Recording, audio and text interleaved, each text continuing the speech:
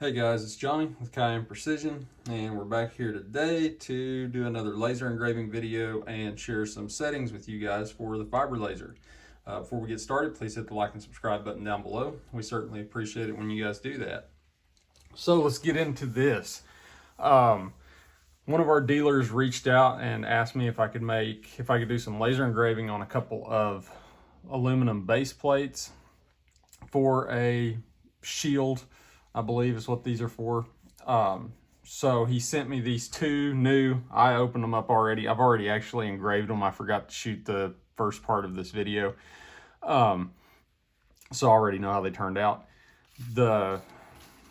These engrave okay. They're very cheaply made. I will give them that. I'm not going to turn it over yet. But one thing I wanted to show you guys is this is not the scratch and dent sale, guys. This is the ones that you pay full price for an order. You get stuff like this right here. This has a gouge through the aluminum here, and instead of fixing that, they just Cerakoted over it or whatever they did. You can also tell right here that there is a flat spot in the machining. Again, they did not care. They just went right over it. So I do not recommend these. There's a few different ways you can mark these. You can do surface mark, you can do a deep mark, you can make the mark dark, or you can do what the Hive did with their branding and put a white mark across the top. The customer specifically requested a dark mark on these. This is not raw aluminum. It's Cerakoted, some special color that they come up with. It's a proprietary color just for them, so you can't have it. I guess you can have it matched, but it's not going to be easy. So anyway, he sent me two of these and we lasered them up. I'm going to show you guys the laser video of the laser actually burning these with the dark mark, and then at the end of the video I will hop on screen share and show you the light burn settings that you can use for getting a dark mark into an aluminum base plate using a 30-watt Raycus fiber. So anyway, guys, I'll see you on the laser.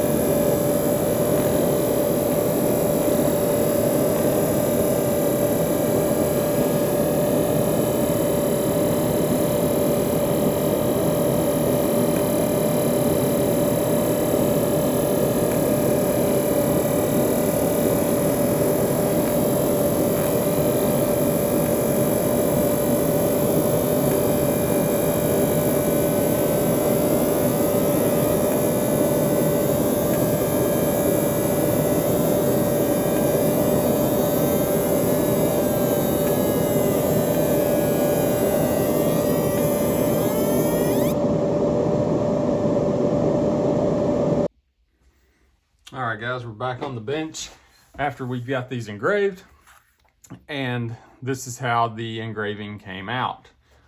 This is all varies depending on what light you have it in. So you can see there, it doesn't look that dark. It does look that dark. It all depends on the light that it's in. The only thing that I did was engrave with the settings that I'm fixing to show you, and then took some gun oil, put in all of this, wiped it off good. If I can get the camera to focus, there we go. It did engrave good, and it is in there. It's not just a surface mark. It is engraved in there. This is specifically what the customer requested, so perfect. If it was me, I would have probably done a light mark to match this. The customer did ask me if I could remove the branding with the laser, and I told him I could, but it wouldn't look good because all we can do is laser out a square over that, and then there's nothing to go back in there, so you just have a blank square. I told him it'd look a lot better just to leave the branding on there. So anyway, guys, that is how it turned out, getting the dark mark on both of these using a 30-watt Raycus fiber laser. So, and I am also did these also with the f210 lens. So I'll hop on Lightburn, screen share my settings with you guys, so if you need them, you can just pause the video, type in those settings that are on my screen directly onto Lightburn on your side, and you're good to go. Alright guys, we're back and we're in Lightburn. As you can see, there is my artwork that I converted to an SVG. If you need to know how to convert a JPEG to an SVG, check out our other video. Over here in my settings, this is the computer I use just for doing videos, so you will see PMAG. We have a video showing you the settings that you need for to laser engrave a PMAG with a fiber laser, and I show the settings for brown, gray, and light tan, so go check that video out as well. As for this one, we are working on the aluminum base plates that you saw. I have other settings, like I said, for white mark, deep engrave, surface mark, whatever. This one is just to show you what I did on this particular one, which is the dark mark on the aluminum. So I'm going to show you those settings, and right here we go. So it needs to be on fill if you want it to fill it in like what the one I showed you was. Speed is 1500. Your max power set at 90%. Mode fill, frequency 45. Global pass is 1. Make sure you have bidirectional fill and crosshatch both enabled. Line interval is 0.002, which will set your lines per inch at 12,699.999. Number of scan angles 0 degrees. Number of passes 1. So you will get one pass and then essentially a cleanup pass at the end of it, as you saw in the video before. So that right there is all of your settings, guys. All you have to do is click pause, type all of this stuff directly into your Lightburn, and you have it.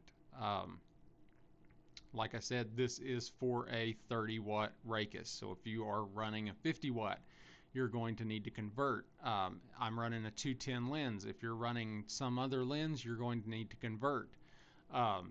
These settings are just a reference point for you. Even if you have a 30-watt Raycus with a 210 lens, your settings may be a little bit different than this, but this is what works good on mine.